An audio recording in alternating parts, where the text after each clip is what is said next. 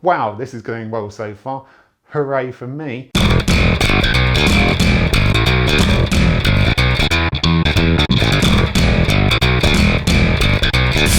Hello everyone, welcome to Big Friendly Grab. I hope you're safe and well. Now, since I started the channel well over a year ago now, how crazy is that? Time has flown. One of the things I have been focusing on recently has been a lot of sweet stuff, a lot of cakes, a lot of desserts, a lot of tarts, things like that. And that's quite unusual because I've always kind of been more of a savoury based person. I've got a savoury tooth. Savoury tooth, is that a thing? It's kind of like a sweet tooth, but not. It's the opposite thing. But I have very much a savoury palate. I didn't used to. I used to have very much a sweet tooth. But recently I've been making more cakes, more desserts, more things like that. And I think that's because that's what really people want to see. I could be wrong. But for me, I have more of a savoury palate. And I really enjoy making bread. I mean, the first thing I made on the channel was a traditional English loaf. Traditional English loaf? Is that what I wanted to say? Traditional tin loaf, that's what I wanted to say. Wow, this is going well so far. Hooray for me. But I digress. I really enjoy making bread, but I haven't done a heck of a lot of bread recipes. I have done... Sorry, you might be able to hear that scraping. That is my brand new cat, Roko. She has come to live with me. Let's see if I can grab her. No, she's run off. Here she is. This is Roko. She is not very keen on being on camera at the moment, but she is a very affectionate kitty usually. You can probably expect to see her crop up in some videos when she decides to settle down a bit more. Don't you? Yes. But what was I saying? Oh yeah, bread. So I think I've done like 3 bread recipes on the channel so far. I've done the traditional tin loaf. I've done focaccia. I did the rolls that I used for making the Philly cheesesteak a couple of weeks ago. But apart from that, I'm struggling to remember anything else that I've made. Maybe I've done more, but I can't remember. But I've definitely been more cake orientated on the channel. So I want to dial it back. I want to go back to making things that I really enjoy, and that is bread. And today I want to show you how to make a ciabatta. Ciabatta is a wonderful Italian bread. It is very versatile. It can be used as a side for dishes and things like that. It can be enjoyed really nicely with olive oil and balsamic vinegar. It can be used as a base for garlic bread.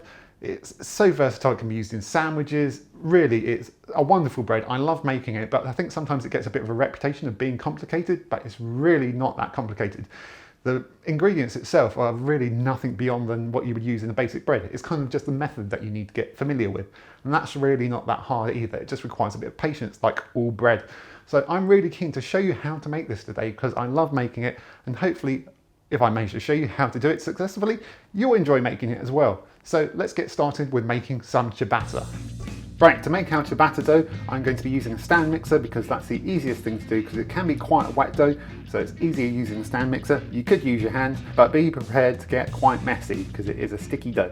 So just a prior warning there, stand mixer is always better for making bread, I find, for probably 95% of the cases. So we're going to need 500 grams of strong white bread flour, pretty standard for most recipes. Then on one side of the bowl I'm putting about a teaspoon's worth of salt, and on the other side I am using a sachet of yeast, that's about 7 grams worth. That's the easy bake yeast, so there's no need to activate it beforehand. That's the easy bake yeast, so there's absolutely no need to activate it beforehand. If you're using like the active dried yeast, if you're using the dried active yeast, then you probably need to activate it beforehand. And then we want 40 milliliters of olive oil. This is one of the things that gives it this wonderful flavour and texture. And I'm popping on my dough hook now. Then I've got 400 milliliters of lukewarm water here. I'm going to put in about 3/4 of it to start off with. And then I'm going to pop that down and set that going and start mixing that together into a dough. Then I'm going to just start adding the rest in a bit at a time. We might not need it all. I want to check that it doesn't become too wet, but it is still going to be a wet dough. So you can see that's coming to quite a wet and sticky dough. I haven't used all the water. There's probably about, I don't know, about 50 milliliters remaining, about that much I would say. So probably use about 350 ml there, but it does vary. Sometimes it depends on your flour, depends on the conditions some days, depends on the weather. The humidity can add like moisture to it, so then you don't need as much water. I believe that's the science behind it. I could be very wrong. There's a very good chance of that, because I've known to be wrong quite a lot. But now that's come together into the consistency that we want, I'm going to leave this to knead for about a good 5 minutes or so in the stand mixer. If you're doing it by hand, then you're probably going to do it for longer, probably around 10 minutes I would say. And if you are doing this by hand, then I would say don't knead it with flour. if you're going to knead it with oil, because you will change the ratio of the bread and then you won't get the texture that you want. So on with this for about a good 5 minutes or so, I would say. I don't want no scrub is a girl, yeah, no love from me. On the pasture side of his best friend man, trying to holler at me.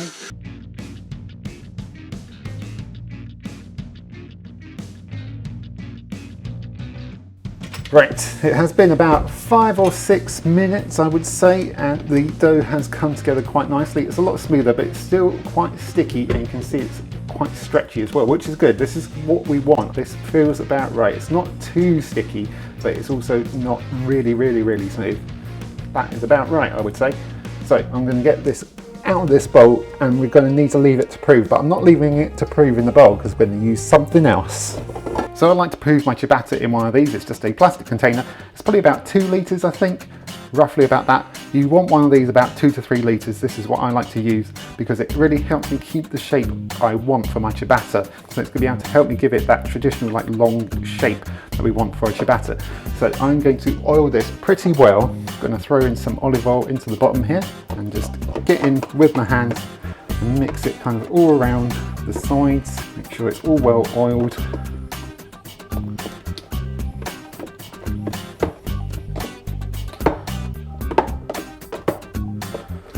I'll pop my dough into here and just stretch it out to the edges just so it fills up this container, or at least the bottom of this container.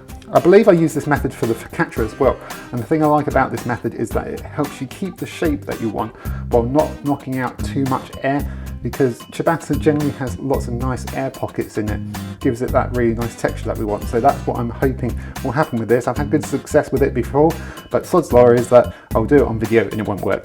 That is filling up the bottom of that container. I'm going to pop on the lid, and I'm going to leave that for a good 1, maybe even 2 hours for that to rise up really nicely. At least double in size, I would say. It's a really nice warm day. I don't think it's going to have any trouble proving, and we'll be back in about 1 to 2 hours. Right, it has been about an hour, maybe about 70 minutes if you want to be more precise. And this, you might already be able to see, has really risen up really nicely. Look at that, that's nearly up to the top of the container. That is looking lovely, and if I can tilt this about right, you might be able to see we've got some lovely air pockets and things like that. It's nice and airy, and I want to try and retain as much of that as possible getting it out of here. And that's why this is nicely oiled, which will hopefully help me get this out of here. And I've got a really nice big tray, which is what these are going to be baked on, and they're also going to prove on here. And I'm going to dust these really well with a bit of flour, some plain flour, and also a good dusting of semolina as well. And I'm going to try and tip this out of here as best as I can without knocking too much of the air out. Some of it will just come out fairly naturally because it's just how it is. That's how these things work. But you can see that's mostly come out pretty well. So I'm just going to dust some more flour over this so it doesn't stick to my hands too much. Might need to get some more flour actually.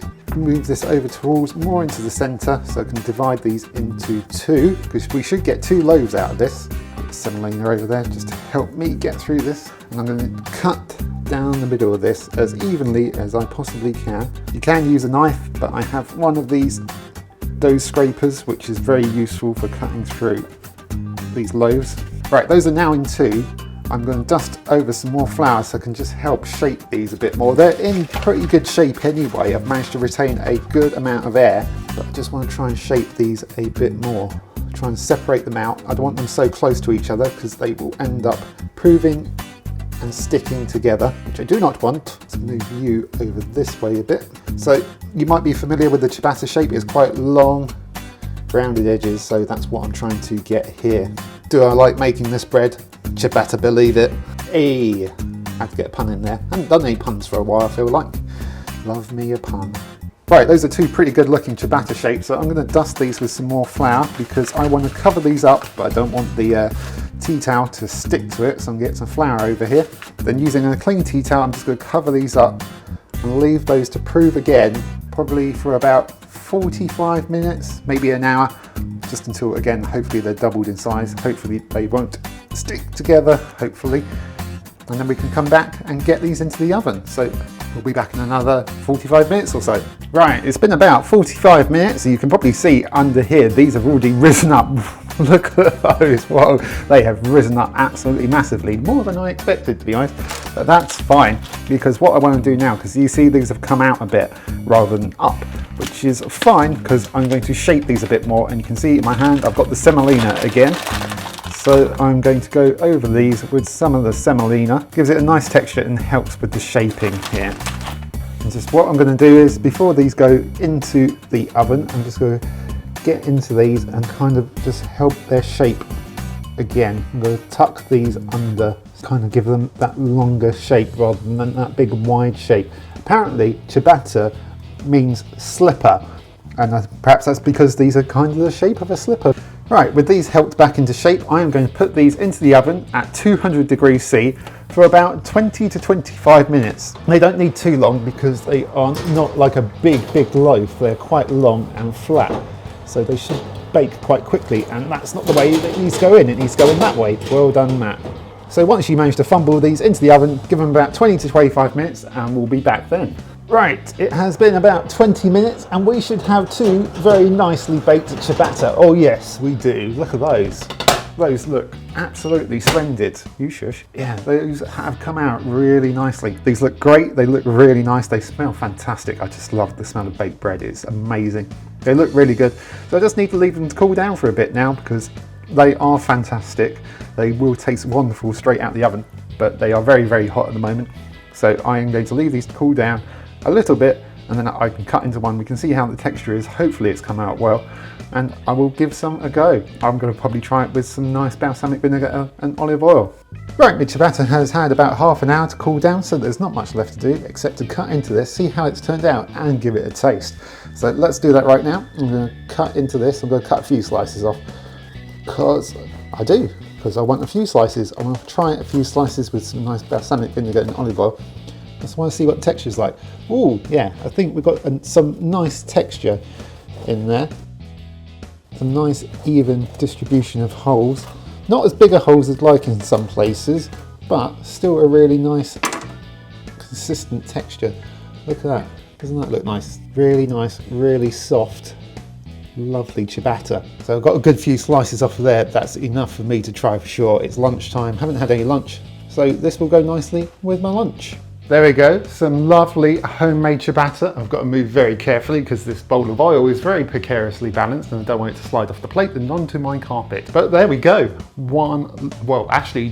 lovely ciabatta loaves, freshly baked, really not that hard. A little bit of technique in it in order to be able to get the shape and kind of like texture right. It's got some really lovely texture in here. Would like some bigger holes, but that's always difficult to manage on homemade ciabatta, but we've still got some really nice texture on there.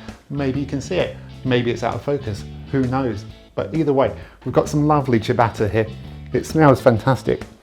It's just nothing beats the smell of fresh bread. It's one of the best smells in the world. And it's so worth doing, it really is. Like any homemade bread, it's just worth making yourself because it's so rewarding and it just tastes amazing. So I am going to give this a quick go. I've just got some olive oil and balsamic vinegar here. It's a really lovely combination. It really goes really well with ciabatta. So I'm just going to dip some in here, get a bit of that in there. Lovely extra virgin olive oil. Oh, right, let's give it a go.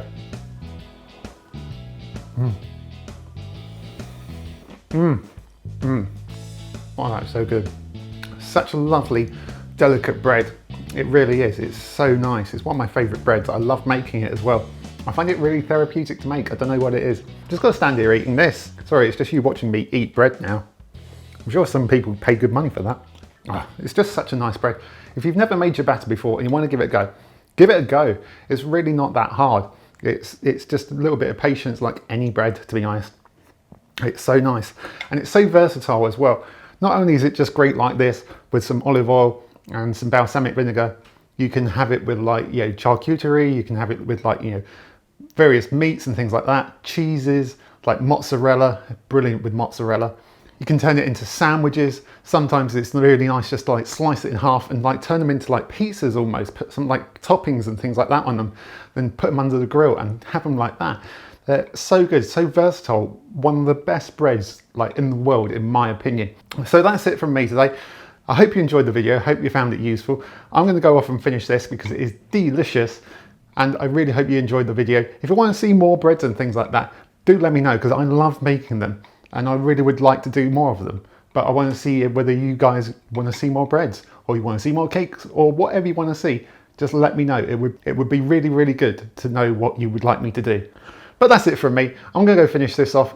I'm hot, I'm sweaty. It's far too hot to be baking. But to be honest, it's always worthwhile. But I will see you next time on Big Friendly Grub. Bye! It can be used as an accompaniment.